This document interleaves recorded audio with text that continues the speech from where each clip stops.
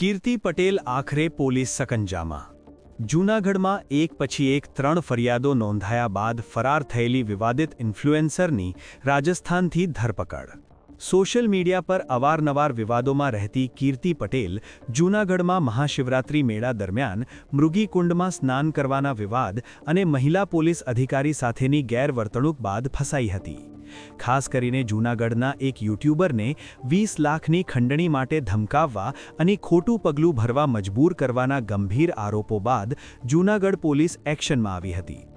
રાજસ્થાનમાં છુપાયેલી કીર્તિ પટેલને ઝડપી પાડવા પોલીસે ખાસ ટીમો બનાવી હતી અને આખરે ધરપકડ કરી હતી।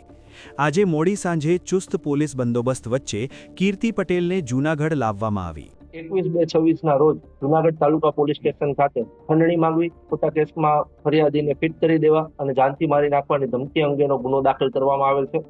જે ગુના અંતર્ગત કીર્તિ પટેલ નામની વ્યક્તિ જે છે તેની ધરપકડ કરવામાં આવેલી છે અને આ જે કીર્તિ પટેલ છે તેની રાજસ્થાન ઉદયપુર ખાતેથી ધરપકડ કરવામાં આવેલી છે।